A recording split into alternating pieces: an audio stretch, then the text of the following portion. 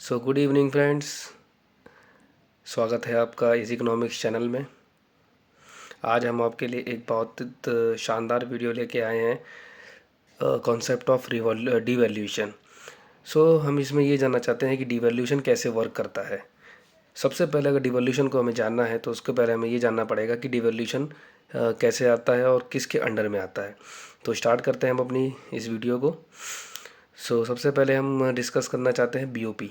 तो balance of payment. Balance of payment refers to a systematic record of all economic transactions between the resident of a country and the rest of the world during a specific period. तो simple definitions ये definitions थी BOP की। ये एक systematic record रखता है सारे economic transactions के जो कंट्री में जो रहने वाले लोग करते हैं रेस्ट ऑफ द वर्ल्ड। ठीक है, एक स्पेसिफिक पीरियड ऑफ टाइम में। ठीक है, इसके दो कंपोनेंट्स होते हैं, इसके दो मेन कंपोनेंट्स होते हैं इसके। ठीक है, दो मेन कंपोनेंट्स हैं इसके। सबसे पहला है करंट अकाउंट।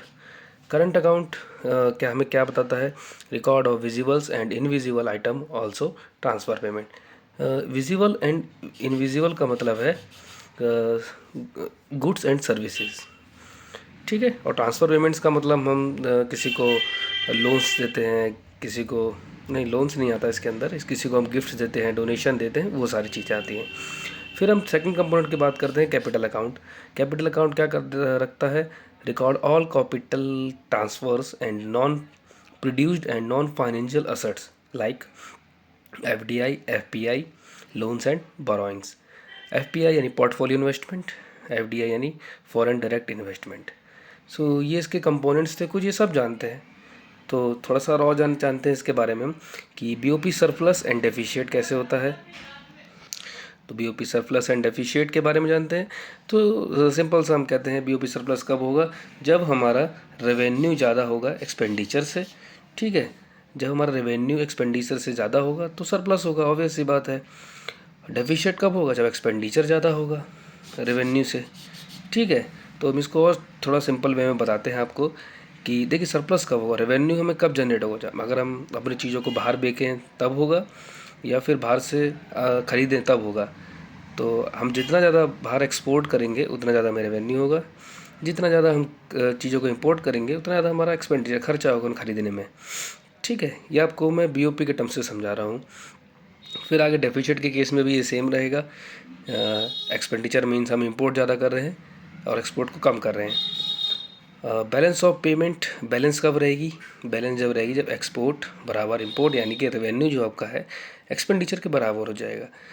ठीक है, इसके पीछे बहुत सारी थ्योरियाँ हैं जो जस्टिफाई करती हैं कि कैसे कैसे ये डेफिसिट में लाया जाए, जैसे प्रेविस थिंगर, जिसको हम कभी फिर नेक्स्ट वीडियो में डिस्कस करेंगे। अगर आप लोग चाहते हैं तो मैं कमेंट कीजिएगा, मैं उसके लिए भी आपके लिए वीडियो लेके आऊँगा। ठीक है, इसके बाद हम थोड़ा आगे चलते हैं। दिस अब बात आती है कि जो बीओपी जो हमारा डेफिशिएट में था, अगर डेफिशिएट में है तो उसको हम लोग कैसे उसको एक सरप्लस में लेके आएंगे। ठीक है, तो क्वेश्चन हाउ दे अचीव। तो सबसे पहली जो अप्रोचेज हम लेके आते हैं, जिसके बारे में ये टॉपिक ही इसके पूरे ऊपर है, वो डिवॉल्यूशन। आपके अप्रोच का नाम है इलास्टिसिटी अप्रोच, जो दी थी आपके मार्शल लर्नर। ये दो मार्शल लर्नर कंडीशन भी कहते हैं हम लोग इसको। तो उसके अकॉर्डिंग जरा इसके बारे में बात करें। डिवॉल्यूशन बेसिकली क्या है?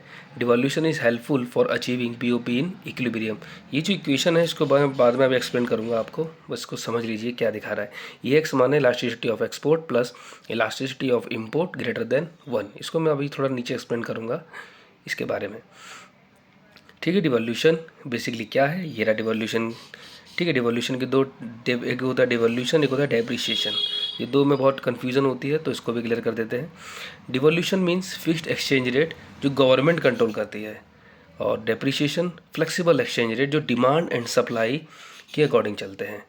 ठीक है, ये बात समझ में आ जाएगी। अब जरा हम एग्जाम्पल से समझाते हैं, बहुत अच्छे से डिवोल्यूशन आपको यहीं करेक्ट हो जाएगा।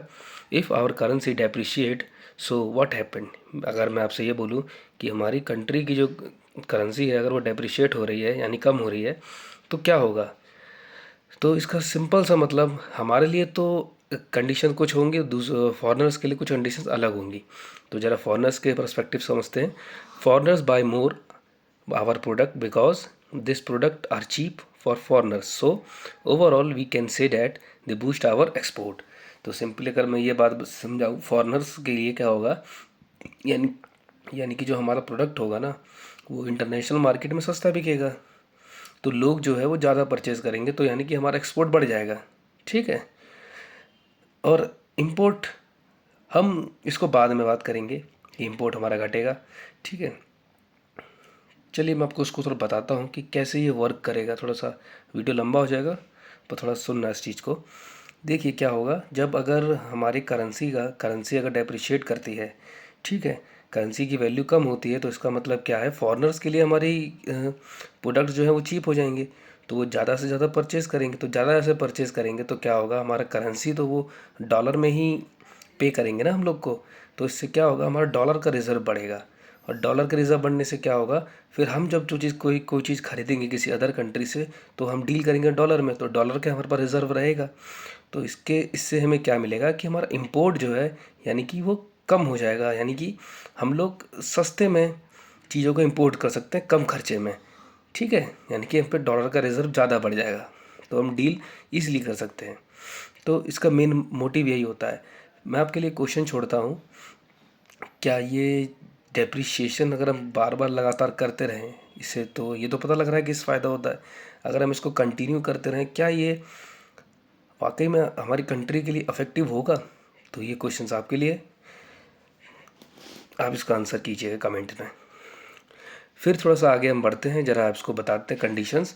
ये है कंडीशंस जो अभी मैंने ऊपर डिस्कस की। Elasticity of export, elasticity of import greater than 1, इसका मतलब कि एक्सपोर्ट जो है हमारा बढ़ेगा। डिवॉल्यूशन का मकसद ही यही होता है कि डिवॉल्यूशन को मकसद ही यही है कि एक्सपोर्ट को बढ़ाना है, इम्पोर्ट को कम करना है। ठीक है, डिवॉल्यूशन हमारा सक्सेस हो जाएगा। ये elasticity approach, elasticity of import plus elasticity of export less than 1 का मतलब है कि इंपोर्ट बढ़ रहा है, एक्सपोर्ट कम हो रहा है, तो डिवॉल्यूशन हमारा अनसक्सेस होगा। Elasticity of import, elasticity of export equal to 1, इसका मतलब कोई इफेक्ट नहीं होगा बीओपी पे। तो गाइज इस बात को समझ आई कि मैं क्या कहना चाह रहा था, डिवॉल्यूशन ऐसे वर्क करता है। ठीक है, जो ये मैंने आपसे क्वेश्चंस पूछा उसका आंसर कमेंट्स में दीजिएगा, और अगर कोई और भी डाउट्स हो तो आप कमेंट्स में बेझिझक पूछ सकते हैं। और अगर आपको अभी मैंने कुछ बताया, इसके इसके आगे और भी थ्योरीज़ हैं कुछ, जैसे कि ये तो मार्शल लर्नर कंडीशन जो मैंने आपको एक थ्योरी बताई है बस, ये इसके ऊपर वर्क करती है। और भी बहुत सारी थ्योरी हैं, प्रेविस की है, अलेक्जेंडर की है, एब्जॉर्प्शन अप्रोच है, जगदीश भगवती की है। ऐसी बहुत सारी थ्योरीज़ हैं जो हेल्पफुल होती हैं सारे एग्ज़ाम्स के लिए। तो ये कॉन्सेप्ट जो था मैंने आपको बता दिया डिवोल्यूशन का, तो मैं उम्मीद करता हूँ कि आपको समझ में आएगा। जो मैंने आपको क्वेश्चंस पूछा है तो उसको भी ज़रा कमेंट्स में उसका आंसर दीजिएगा कि डेप्रिसिएशन क्या हमारी कंट्री के लिए, अगर हम बराबर बार बार डेप्रिशिएट ही करते रहें तो कंट्री के लिए फ़ायदा होगा या लॉस होगा, तो कमेंट्स में इसका आंसर दीजिए। थैंक यू, शेयर कीजिए, लाइक कीजिए, सब्सक्राइब कीजिए। Thank you.